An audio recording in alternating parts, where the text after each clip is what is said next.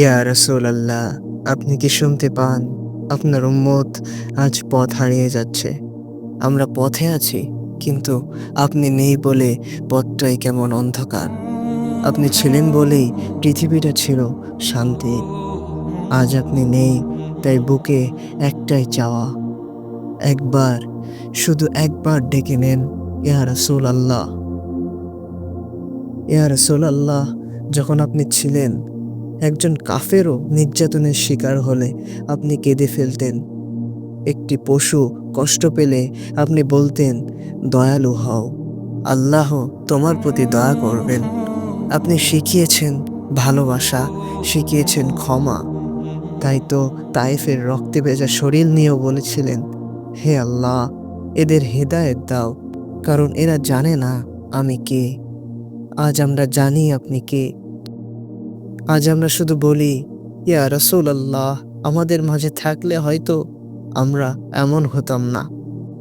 ইয়া রাসূলাল্লাহ, আপনার উম্মত আজ বিভ্রান্ত, ছোট ছোট দলে বিভক্ত, একে অপরকে ঘৃণা করে। মুসলিমের রক্তে ভেজা এই পৃথিবী, গাজা, সিরিয়া, ইয়েমেন, মায়েরা সন্তান হারায়, অথচ কেউ বলে না আমার উম্মত। ইয়া রাসূলাল্লাহ, যদি আপনি থাকতেন, আপনি কি চুপ থাকতেন? আপনি কি বলতেন না, তোমরা এক জাতি, এক উম্মাহ, কেন রক্তপাত করছো? আমরা আজ আপনাকে খুঁজে ফিরি, কিন্তু আপনি নেই। তবুও চোখের জলে শুধু বলি, একবার ডেকে নেন, ইয়া রাসূলাল্লাহ, আমাদের জাগিয়ে তুলুন। ইয়া রাসূলাল্লাহ, রাতে যখন আমি জানলার ধারে দাঁড়াই, আকাশের তারা দেখি, তখন মনে হয় আপনি কি আকাশের ওপর থেকে দেখছেন আমাদের? মা ছেলেকে হারায়, ভাই বোন চোখের সামনে শহীদ হয়, আর আমরা তাকিয়ে থাকি। আপনি থাকলে নিশ্চয় বলতেন, কাফিরের সামনে মাথা নত নয়, বরং শহীদ হও, এটাই শ্রেষ্ঠত্ব। আজ আমরা দুনিয়ার মোহে ডুবে গেছি, ইয়া রাসূলাল্লাহ, তবুও আপনার নামেই চোখে পানি আসে, হৃদয় গলে যায়, কারণ এই অন্তর জানে আপনি না থাকলে আমরা কিছুই নই।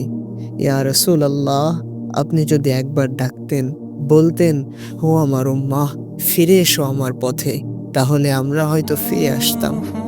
আমরা জানি না আপনি কোথায় আছেন, কিন্তু আমরা জানি আল্লাহ আপনাকে জান্নাতুল ফেরদাউসের সর্বোচ্চ স্থানে রেখেছেন। তবুও এই পৃথিবীতে আপনার অনুপস্থিতি আমাদের কাঁদায়। একবার, শুধু একবার যদি আপনার ওই মায়াভরা কণ্ঠে শুনতে পেতাম, হে আমার উম্মত, হে আমার উম্মত, তাহলে হয়তো আমরা আর পথ হারাতাম না। যদি সত্যিই ভালোবাসো রাসূলকে, তাহলে তার দেখানো পথে ফিরে এসো।